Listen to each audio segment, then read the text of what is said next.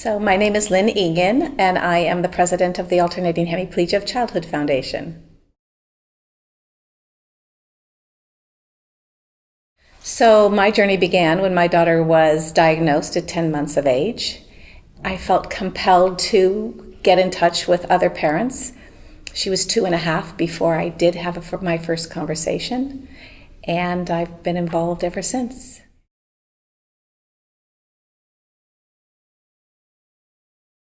Each child is unique.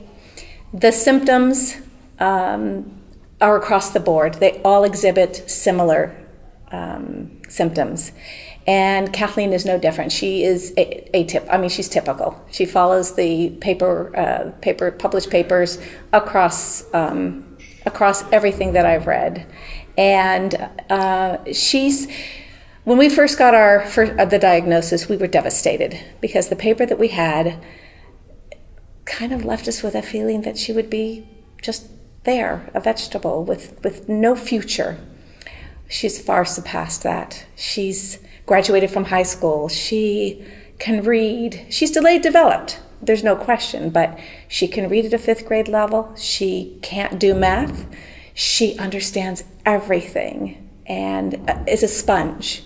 So while you think she's not paying attention to you, all of a sudden, a day, a month, time passes and that thought pops up. So they are smart. There's not much that gets past them.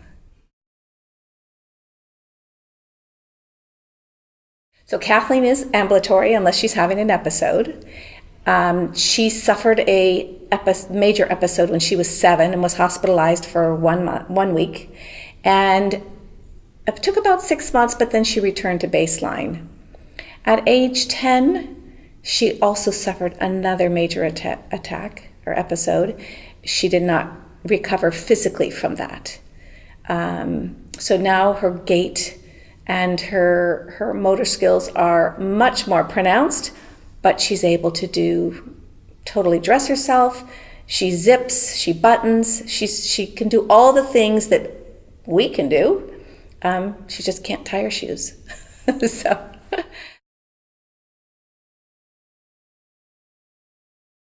She speaks. However, her speech is difficult to understand. You have to be around her for a few days, and some days she's clearer than others. In an episode, she can talk, but it's very difficult to understand. Fortunately, we're in the age of technology, and she is able to use an iPad and types everything. So while some words may not be perfect spelling, phonetically, you get it. She's on FaceTime, she does Facebook messaging, she does texting, she reads everything. She reads the newspaper every Sunday, the funnies. She's right there.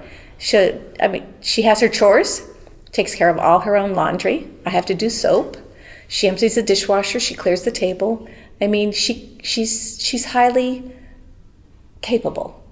So, and in an episode, of course, all of that is gone.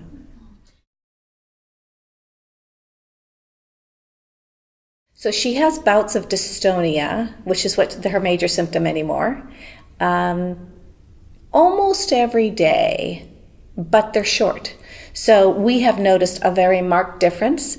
Left-sided attack is quick and fast. Right side, it shuts her down for hours to a full day. When she was young, she'd be 3 to 5 days in an episode that would go from one side to the other, full-bodied, and it would just continue at this pace. And then it took a day or two to sort of get back. She'd be fine, but her energy would be low. And then we'd have 10 to 12 good days, and we'd start over. So it's ever-changing and ever-evolving to what, as she ages. Probably stress and excitement. But I think it's more the anxiety, the excitement, like coming here. We had to carry her on the plane or use the aisle chair. And we have a marvelous caregiver, and so she was able to walk off the plane. So that's fantastic, because it just shows her comfort level, her ability to calm herself down. And that's what we've kind of geared her to do. Be quiet, turn off the television, close your eyes, soft music. We do a lot of massage, because sometimes those dystonic episodes can be really painful, and just try to get it released as soon as possible. Basically, when someone asks me, what is AHC and what does it look like, they're bouts of paralysis. Because for Kathleen, if she feels it coming on, she can't walk like many of the children can. I've noticed that they are still able to move around. She can't. She gets herself to a safe place and stays there till she can move again. And if the left side, like I said, is quick and fast, she can still talk, but when she has a right-sided episode, nothing. Everything stops. It's like a light switch. It's on, and then it's off. Well, she's on flunarizine, which is the most commonly used drug, and we also use Ativan or lorazepam. We use Artane for movement. It was suggested years ago. Not really sure if it works, but it is something we can't take her off because we've noticed the episodes increase. I don't know. I think flunarizine truly addresses severity and intensity, and that's about it. So it doesn't take it away. It certainly doesn't stop it.